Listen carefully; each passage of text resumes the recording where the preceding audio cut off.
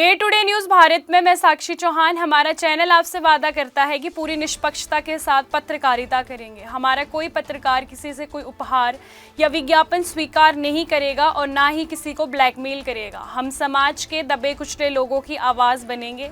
हम चैनल पर कोई ऐसी खबर नहीं दिखाएंगे जो लोगों को भ्रमित करने का कार्य करती हो। साथ ही हम लोकतंत्र के चौथे स्तंभ को मजबूत करने की कोशिश करेंगे।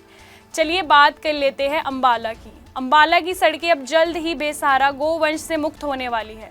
दरअसल अंबाला में आज हरियाणा गौ सेवा आयोग की एक मीटिंग का आयोजन किया गया था, जिसमें अंबाला जिला के सभी गौशाला संचालकों से सहमति बनी कि गौशाला में जितनी भी जगह है उस हिसाब से सड़कों पर घूम रहे गोवंशों को रखा जाए, जिससे हादसे भी कम होंगे और गोवंशों को भी सहारा मिलेगा। आइए आपको सुनाते हैं इस मीटिंग में श्रवण कुमार गर्ग, चेयरमैन हरियाणा गौ सेवा आयोग, ने क्या कहा। आज हमने अभी गौशालाओं की, जिसमें डिपार्टमेंट के सभी अधिकारी आए हुए थे, उनके साथ एक बैठक की है।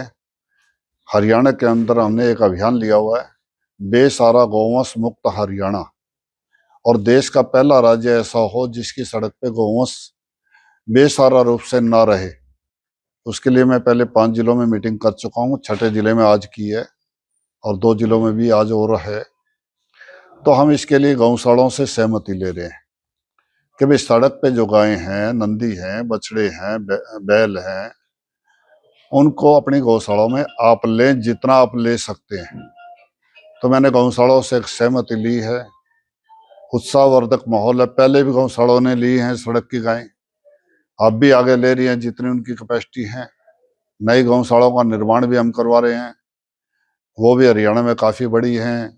पहले 2014-15 की बात करता हूँ तो 215 गौशालाएं थी, आज हमारे पास 694 रजिस्टर्ड हैं। उस समय की बात करता हूँ तो 1,75,000 गौवंश था, आज हमारे पास 4 लाख से भी ऊपर है। तो इस प्रकार से ये चीजें धीरे धीरे करके बढ़ रहे हैं, क्योंकि मनुष्य की तरह गौ माता के लिए भी आश्रय और जगह की व्यवस्था करके तभी गौ माता को मतलब गौशाला में रखा जा सकता है। तो उन सब चीजों में सरकार सहयोग कर रही है और उसी मीटिंग को लेने के लिए मैं आज आया था। सर, अक्सर देखा जाता है शाम, अगर मैं आज से 50-60 साल पहले की बात करता हूँ तो सड़क पर गायों की अपेक्षा ऐसा माहौल था कि हर घर में गौशाला थी, हर घर में गायें थी।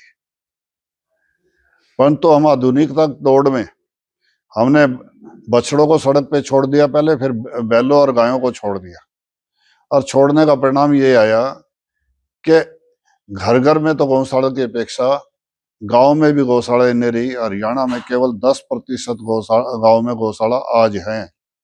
अगर 10% में और खुल जाए तो अगले 20 साल में गौमाता सड़क पे नहीं होगी, बेसहारा रूप से नंदी भी नहीं होंगे, बछड़े भी नहीं होंगे। उसके लिए हम प्रयास में लगे हुए हैं लगातार, और निश्चित रूप से हम सफल होंगे।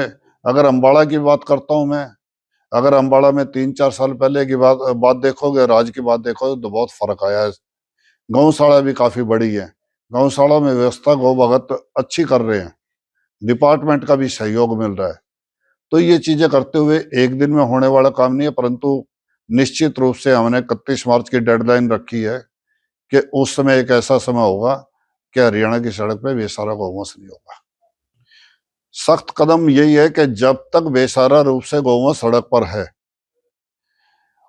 उस सड़क के गौवंश को हम उठाने का प्रयास कर रहे हैं। आज भी हमने लिखा है और इसका अभियान आज से ही शुरू हो जाएगा पकड़ने का। नगर निगम भी पकड़ रहा है, गौशालों में दे भी रहा है। 10 एकड़ में नगर निगम गौशाला भी बनाने की योजना कर रहा है, लगातार हमारे संपर्क में है।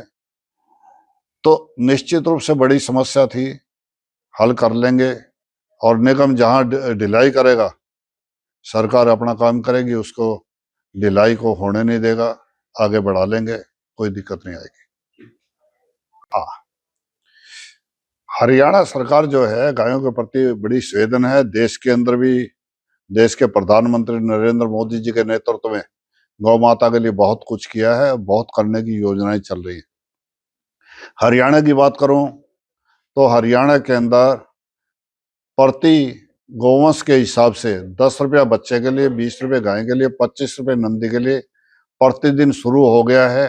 अभी 88,54,00,000 रुपए ग्रांट चेक के माध्यम से गौशालाओं को गई है। राजीव गांधी जी कहा करते हैं 100 पैसे भेजता हूँ 15 पैसे पहुंचते हैं। हमने कहा 100 पैसे भेज रहे हैं, 99 पैसे की कहीं हरियाणा में साबित करवा दीजिए आप। 100 के 100 गौशालाओं में पहुंचे हैं और चेक के माध्यम से पहुंचे मुख्यमंत्री जी ने और हमारे मंत्री एमएलए जी के माध्यम से उनको हमने दिया है। इसी प्रकार से बिजली का बिल गौशाला को 2 रुपये यूनिट करवा दिया है, सभी गौशाला को 2 रुपये यूनिट ही आ रहा है।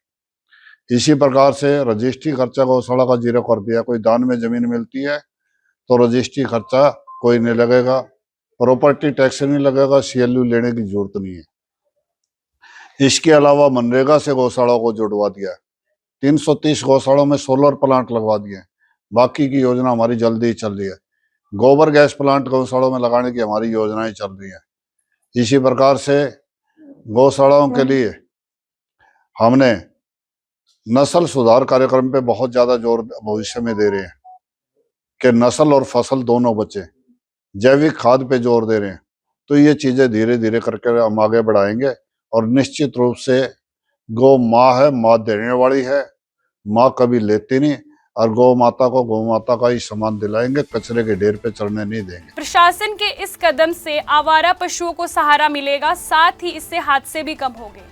अंबाला से राघव विज की रिपोर्ट। आज की खबर में इतना ही। देश और दुनिया की बाकी खबरों के लिए day to day news Bharat को देखते रहे। साथ ही हमारे चैनल को लाइक, शेयर और सब्सक्राइब करना ना भूलें। नमस्कार।